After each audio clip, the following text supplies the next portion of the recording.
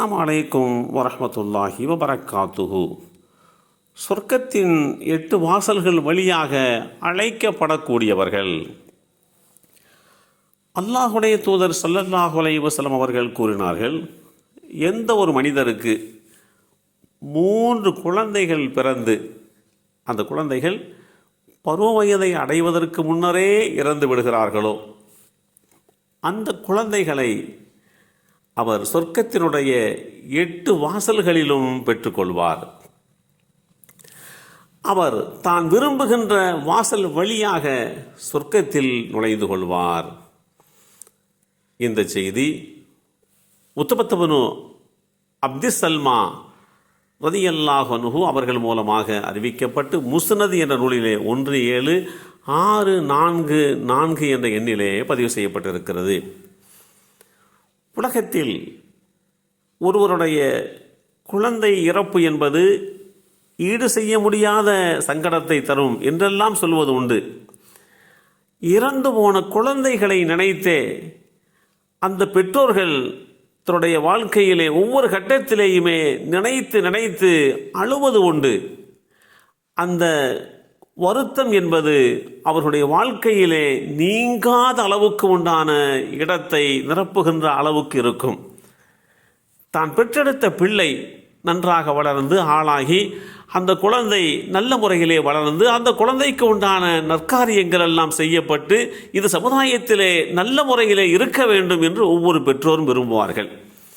இப்படிப்பட்ட ஒரு சூழ்நிலையிலே குழந்தை பருவத்திலேயே அது 1 அல்ல 2 அல்ல 3 இப்படி அடுத்தடுத்து உண்டான இந்த இழப்புக்கள் பெற்றோர்களுக்கு மத்தியிலே மிகப்பெரிய வருத்தத்தை ஏற்படுத்துவதோடு மாத்திரமல்லாமல் நீங்கா துயராக ஆகிவிடுகின்றது. இது மாதிரி உண்டான கட்டங்களிலே இப்படிப்பட்ட இழப்பை சந்தித்த அந்த பெற்றோர்கள் பொறுமை காத்து அல்லாஹ்விடத்திலே அதற்குண்டான நற்கூலியை ஆதரவு வைத்து இந்த உலகத்திலே மீதமுண்டான காலங்களை அவர்கள் நிரப்பமான முறையிலே வாழ்ந்து கழிக்கின்ற போது இப்படிப்பட்டவர்களுக்கு அல்லாஹ் நாளை மறுமை நாளிலே சொர்க்கத்திற்கென்று இருக்கக்கூடிய 8 வாசல்கள், நீங்கள் எந்த வாசல் வழியாக உள்ளே நுழைய விரும்புகிறீர்களோ நீங்கள் உள்ளே நுழைந்து கொள்ளுங்கள். அந்த வாசலிலே உங்களால் பெற்றெடுக்கப்பட்ட அந்த குழந்தைகள், இறந்து போன பருவ வயதை அடையாது இறந்து போன அந்த குழந்தைகள் உங்களை வரவேற்பதற்காக வேண்டி காத்திருக்கிறார்கள். அதுவெல்லாம் உங்களுக்கு மட்டில்லாம் மகிழ்ச்சியை தரும். சொர்க்கம் என்றாலே ஒரு மகிழ்ச்சியானது தான். அதே வேளையிலே அந்த சொர்க்கத்திலே தான் இந்த உலகத்திலே இழந்த குழந்தைகளுடைய அந்த வரவேற்பு, அவர்கள் நம்மை உபசரிக்கக்கூடிய அந்த நிலை, இதுவெல்லாம் பெற்றோர்களை ஆழமான முறையிலே மகிழ்ச்சிகளை ஆழ்த்தி விடுகின்றது.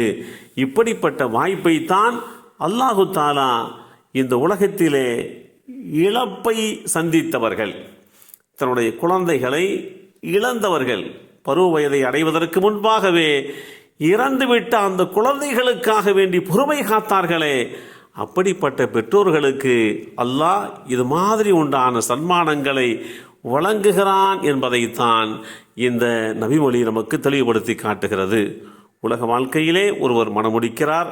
மணமுடித்ததற்கு பின்பாக குழந்தை பெற வேண்டும் என்று விரும்புகிறார். அந்த குழந்தையை படிக்க வைக்க வேண்டும், ஆளாக்க வேண்டும், அந்தஸ்தான உத்தியோகத்திலே அமர வைக்க வேண்டும், அவர்களுடைய வாழ்க்கையை நிரப்பமாக ஆக்க வேண்டும் என்றெல்லாம் ஒவ்வொரு பெற்றோரும் விரும்புவார்கள்.